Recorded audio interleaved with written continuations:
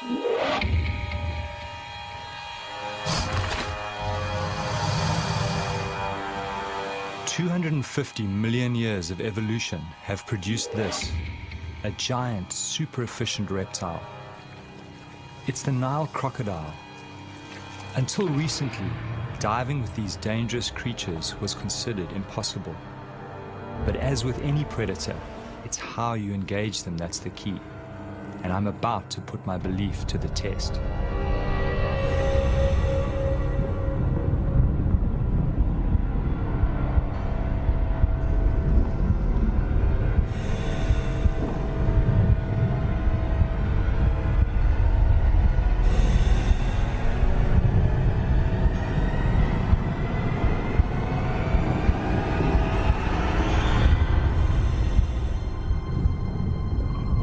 I've decided to take a calculated risk. I want to dive with feasting crocodiles. Can I approach them without being attacked? Will they see me as a fellow predator or as potential prey? Can I survive within their feeding hierarchy? I'm taking a big risk, and I think people understand that. And I don't think it would reflect poorly on a crocodile if it eats me. People expect that to happen.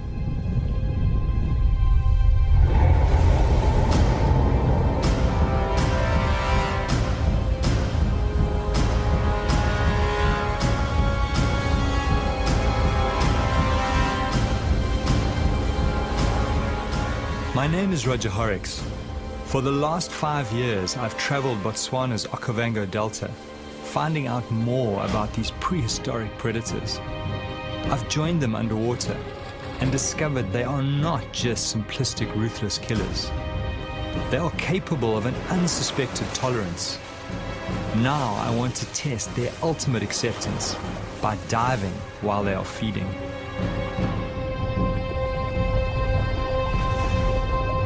The idea of diving with feeding crocs first crept into my mind when I traveled from my African home to Costa Rica in Central America.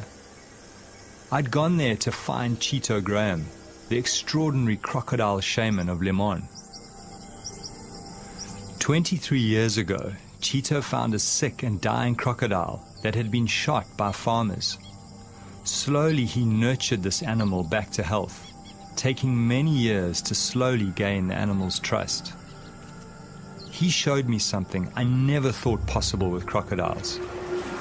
Cheeto is the only person in the world to get in the water and interact with the giant croc.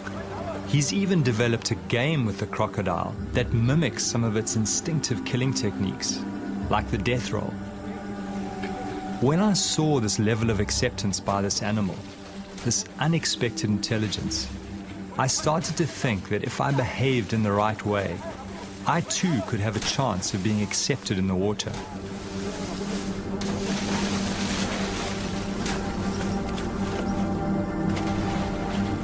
As I watched this man and this predator together, it forced me to rethink crocodile nature, and the seed was sown to set out on my quest. To attempt to dive, many think will be suicide.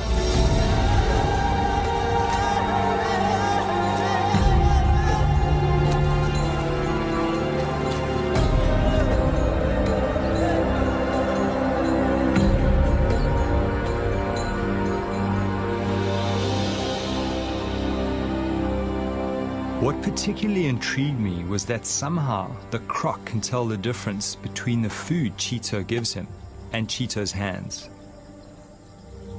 To come out of this alive, I will need to prepare my mind very carefully.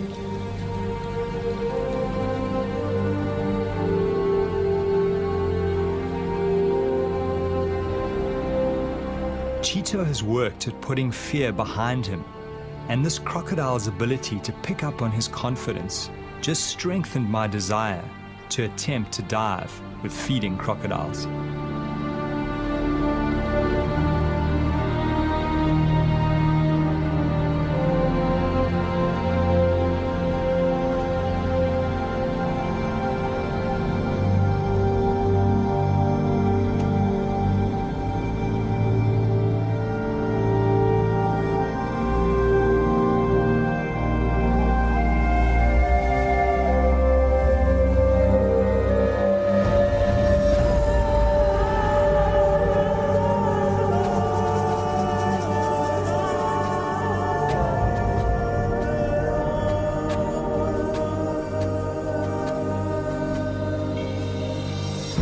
Every winter I return to my old diving ground, the Okavango Delta in southern Africa.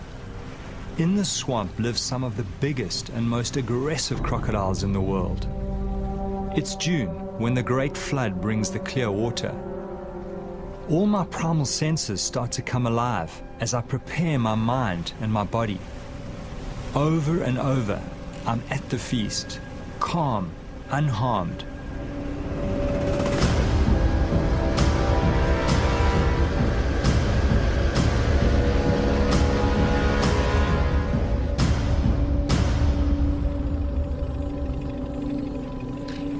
Even though I've worked with these animals for 5 years, I'm still very wary. Some of these beasts have eaten many people and are a huge threat to livestock. My theory is that reptiles, when feeding en masse, drop their territorial aggression to avoid injuring each other. This huge male is very aggressive and not an ideal diving partner. But I'm hoping that this behavior may shift when he is with multiple animals and can smell food.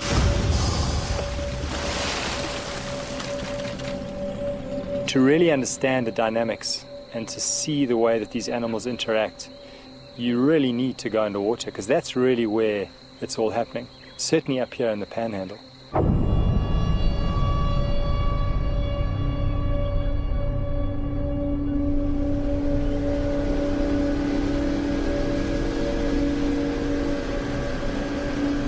Greg Thompson is the top guide in this area.